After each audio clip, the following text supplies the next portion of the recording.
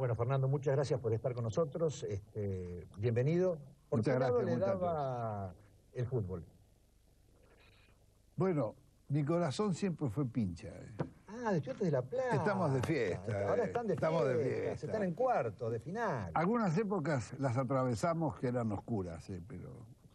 Bueno, pero siempre... El pincha va para arriba. La verdad, siguiéndolo, Artemio, voy a homenajear a mi viejo que me llevaba a ver ese estudiante de Poletti, Manera, Aguirre Suárez, Pachamé, Bilardo. Ese estudiante... Yo venía de antes, de Hogando, Pellegrini. Ahora, ese Estudiantes que menciona Eduardo Onganía, algunos de ellos los metió en cana. No sé si se acuerda. Por un escándalo con el Milan, ¿no? Con Combín. Con Combín. Que era una vuelta... Que era argentino. Y el flaco Poletti en el suelo le declaró su... Buenas noches. 5 años se comió el flaco Poletti de su pensión. 5 años. Sí. Creo que dejó el fútbol después. Bueno, vamos un poquito a la política. ¿Por qué no nos cuenta, por lo menos esto es algo que me interesa a mí como setentista, ¿por qué no nos cuenta un poquito Solana, Guettino, el general Perón, alguna anécdota que recuerde? ¿Cómo mira aquellos años? Bueno, son años maravillosos, son de las épocas más lindas de la vida. Teníamos 25, 30 años. Yo soy de la generación que se formó, empezó a leer los libros de Scalabrini. Yo nací en Olivos, a la vuelta de los Scalabrini. Un par de edad, sí. Es el de Scalabrini. Estoy hablando del año 54-55. El hombre que está solo y espera. Sí, pero sobre todo política británica. Política británica en el Río de la me Plata. encendió la pasión por la historia. Estudiaba yo Derecho con el hijo mayor de Raúl. Y yo además escribía para la revista ¿Qué sucedió en 7 días? Estoy hablando de la época de la intransigencia radical y la resistencia al continuismo gorila. A poco tiempo de la operación Saque, Julio Trosme, que también vivió en Olivos. Bueno, y yo termino esa etapa mía, que ya era un pibe militante, que me metí en todos lados, que sacábamos revistas en la Facultad de Derecho, la revista Mar Dulce. Termino siendo secretario privado del ingeniero Canessa en Gas del Estado. ¿Se recibió, Fernando? No, hice 3 años. ¿Qué acto de salubridad un abogado? Sí, hice 3 años, la verdad. Pero bueno, eso expresaba, en aquella época no había carreras como sociología, ciencias políticas, esas cosas. Mi calentura era con la política y por el otro lado era, era músico. Todavía no había llegado al cine.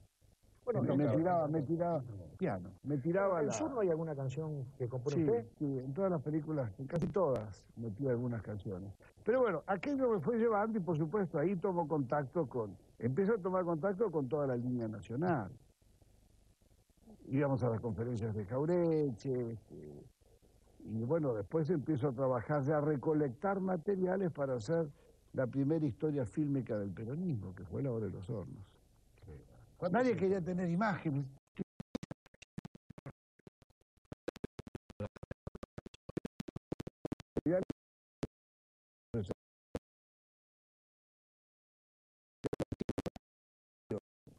Que la estrenamos, se estrena en Italia, en el Festival del Cine Nuevo, que tenía una gran repercusión porque iba Godard, Pasolini, todos ellos iban. Y salen todos los diarios y gana el premio de la crítica la película. El Avanti, el diario socialista italiano, tituló en la contratapa: ¿es posible que el peronismo haya sido otra cosa que un fascismo latinoamericano?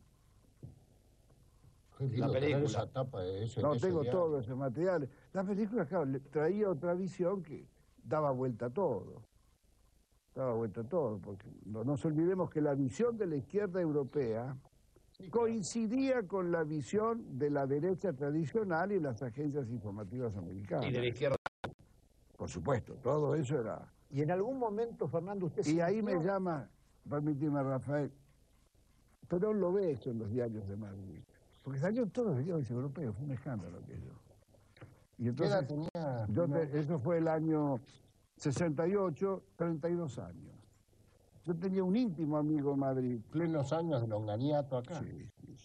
Aquello fue, yo me llevé 170 latas con otros títulos a Italia para poder terminarlo en Italia.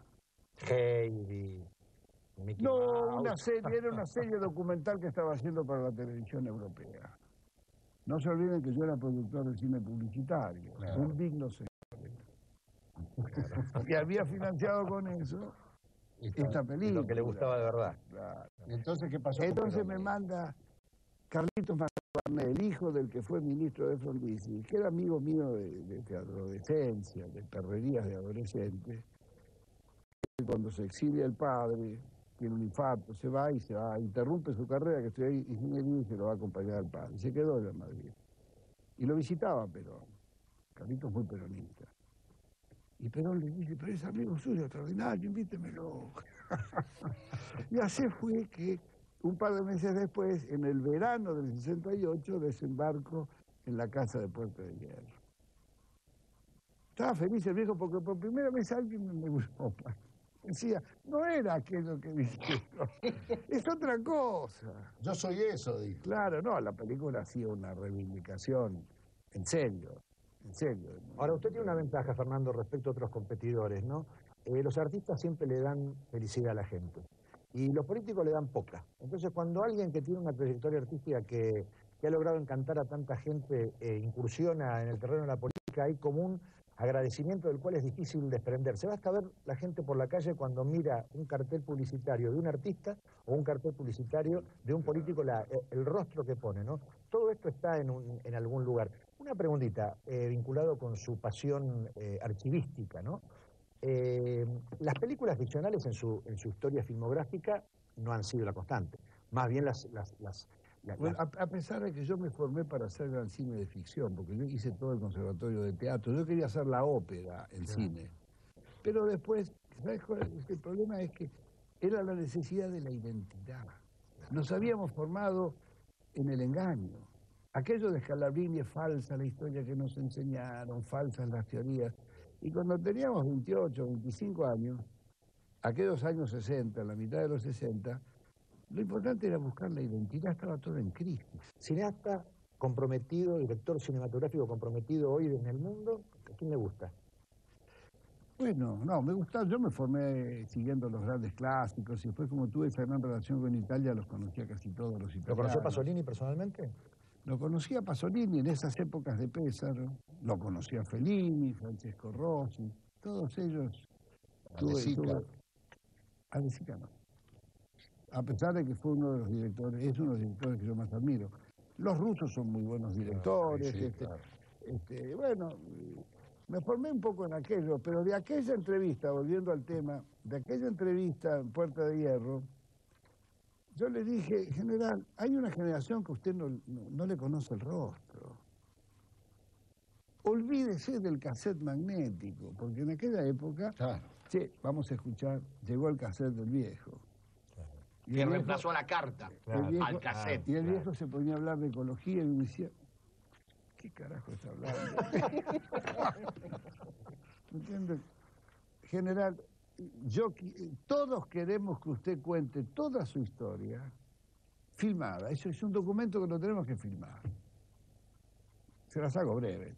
Me encantó la idea que damos que se iba a hacer, pasaron 2 años, 3, recién en el año 71. En el año 71 y ese fue uno de los años más extraordinarios por la cantidad de anécdotas. Tendré que contar 10 programas, muchachos, porque toda la Argentina pasaba por Puerto de Hierro. Era la época de la negociación Lanusse-Perón.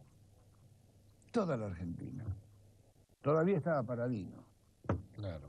Por supuesto estaba el Brujo, estaban los Indeseables. Había un tal Cornicelli, un coronel Cornicelli. El coronel Cornicelli. Siempre hay Cornicelli. Sí. No, claro, el coronel Cornicelli, a fines de octubre yo le muestro la actualización política y doctrinaria, porque de todo ese material salieron 2 películas. Yo me pasé con Getino 2 años estudiando y leyendo todo Perón, como quien estudiara el Código Civil. Decodificamos todo el pensamiento del general. Y cuando fuimos y empezamos a tratar, pero ustedes se leyeron todo, sí. Nos leímos todo. Y claro, y Fermín Chávez era nuestro asesor. Yo lo adoraba, Fermín, éramos íntimos amigos, y Fermín se dedicó a hacer la publicación de la obra completa. Fernando, démosle a la audiencia carne de hoy. ¿Qué números tenés? Bajar así. El programa es para todos, es para todos. ¿Qué va a hacer? Es para Nosotros lo vamos a filmar un día